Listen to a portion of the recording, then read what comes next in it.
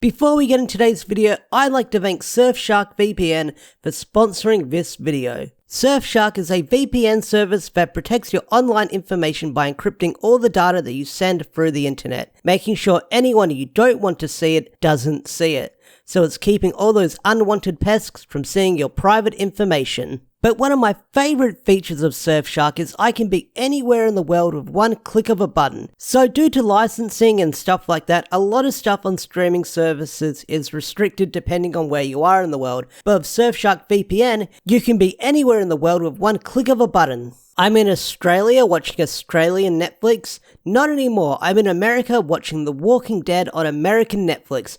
How awesome is that? And right now, Surfshark has a really good deal going on right now. By using my link in the description and using the promo code DEOXY, you'll get 83% off. Not only that, you'll get an extra 3 months for free. Surfshark also offers a 30-day money-back guarantee, so there's no risk in trying it out for yourself. Special thanks to Surfshark for sponsoring this video, and I hope you guys try out the link in the description down below. Thanks for watching.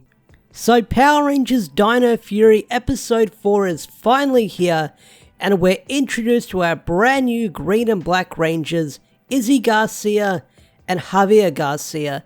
And these characters, I love them already. The energy the actors are putting in, the personality they've got, these guys are awesome.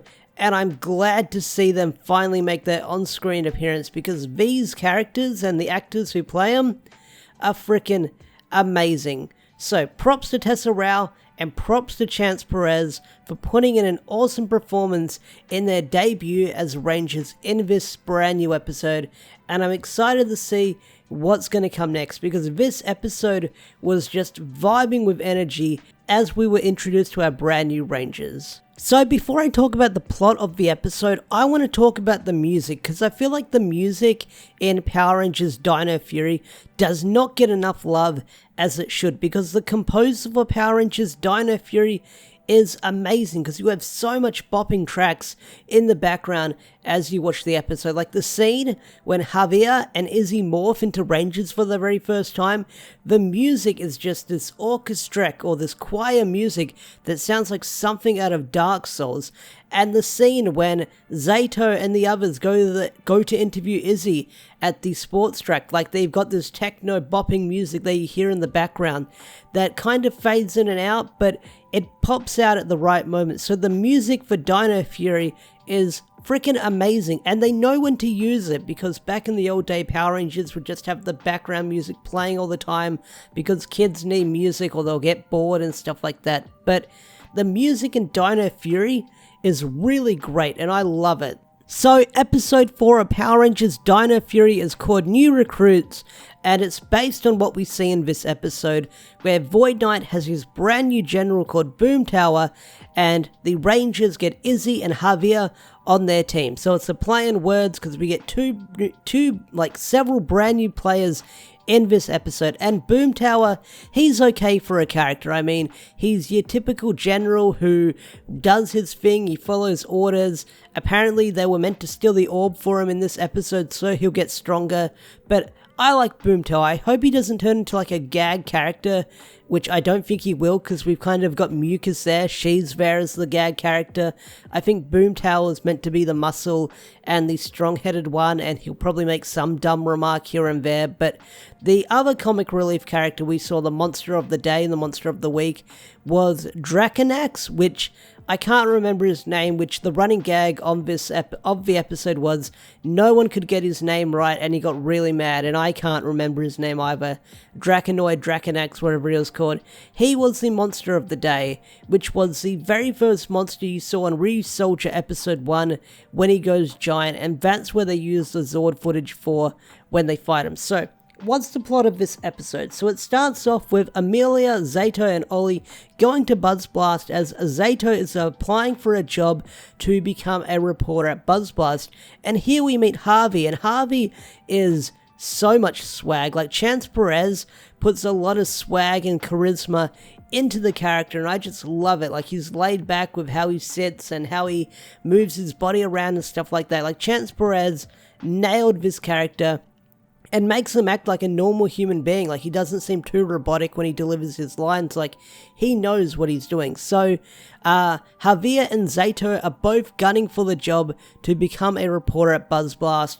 Javier has to go get an interview on the orb at the museum, and Zato has to go interview Izzy Garcia, where we learn that Izzy is the stepdaughter of Warden Garcia. So, kind of right from the bat, we knew that these characters would be step-siblings. I know I've called them twins here and there. I think that's me from watching too much of the Sentai. But yeah, we kind of learned the relationship between the characters in this episode. And Izzy, played by Tessa Rao in this episode, she puts a lot of energy into her character being cocky and smart most of the time, witty, cracking jokes. Like, I loved her performance in this episode, especially when she morphed, and we'll get to that in a bit. So, I really loved the interactions she had with the Rangers before she became a Ranger herself, so that was a lot of fun. So, the orb gets stolen, and the Rangers track down the bad guys. They get into a fight.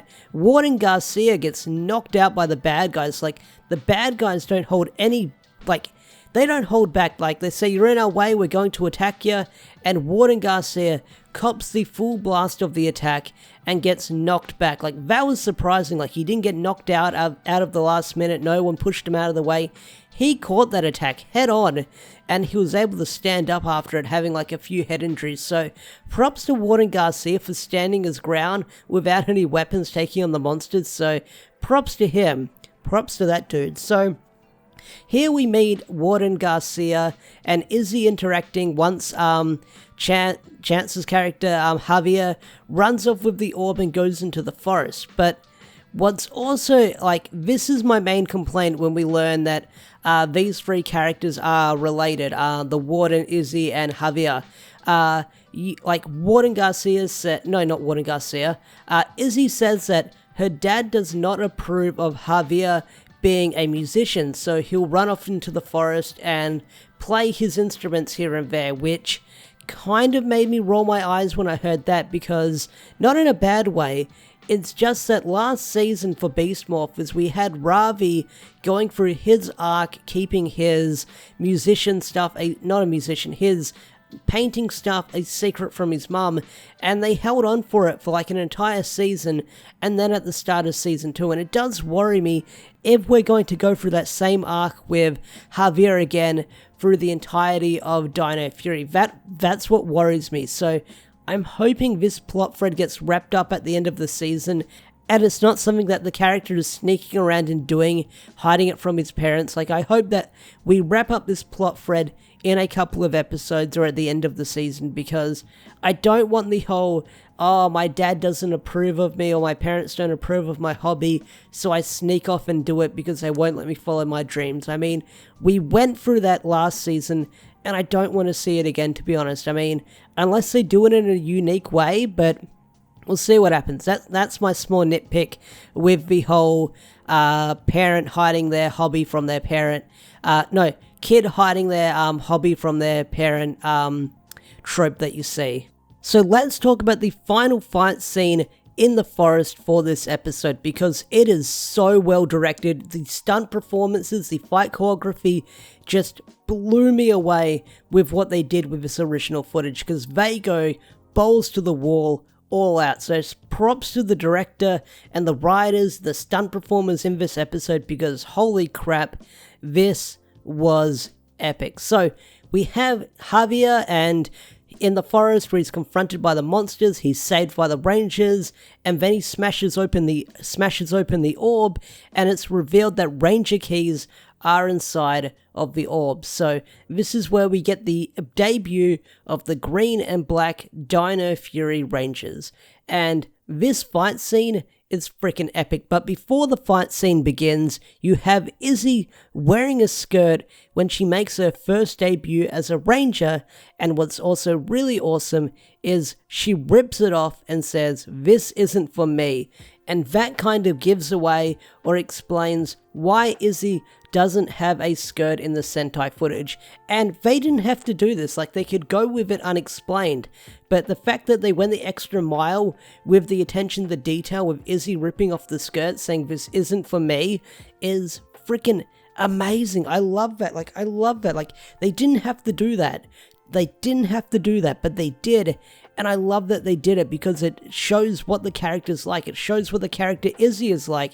That this isn't for me. I don't want to fight in this. And she rips it off. Like, that is amazing. But what's also really awesome is this fight scene, because this fight scene is fucking amazing. I loved it because as soon as they morph, the fight with the bad guys begin.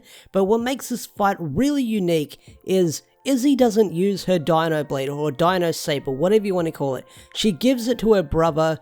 Javi is using a dual blade, which is really awesome. Javier's running around. He's using dual blades, 2 weapons at once, like he's a character from an RPG. It's just freaking awesome. And Izzy is using her javelin to fight off the bad guys, and she's doing all this unique stuff where she's throwing in a tree, she's like standing on the edge of the javelin.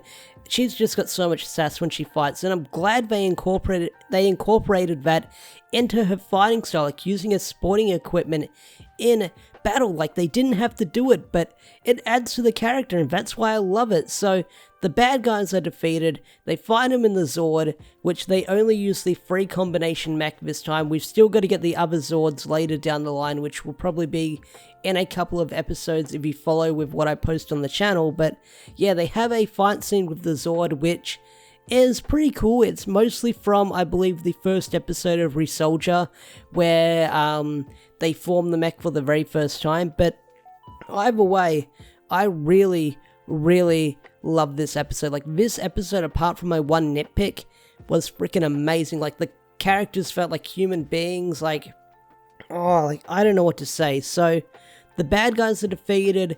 They go to the Dino base. They meet Solon, and they kind of tease that there's another ranger out there saying, I wonder how many more Dino keys are out there. Who knows? Wink wink. Who knows, we'll find the Gold Ranger sooner or later. No one knows, but I just love this episode. So the episode ends with them going back to Buzz Blast. Zato apologizes. Well, Zato and Javier apologize for not giving them the story they wanted because they didn't meet the deadline. But Jane notices, or she hears about Javier being a hero, being courageous, how he stole the orb from the monster to hide it from him and destroyed it so he could protect people, and he gets the job and Zato doesn't. But what I also really liked is Zato shaking Javier's hand saying, like, you got the job, well done, and it's just good sportsmanship. So that's where the episode ends, and overall, I think it was a really good episode, a really solid, good episode. And I liked what we saw. I mean, we got some character development, some character interactions, some brand new rangers. Like, I don't know what to say about this episode, apart from I really liked it. And that one small nitpick is all that bothered me, because I'm loving Dino Fury so far, and I can't wait to see where it goes next. Anyway guys, what are your thoughts on episode 4 of Power Rangers Dino Fury? Tell me in the comment section down below.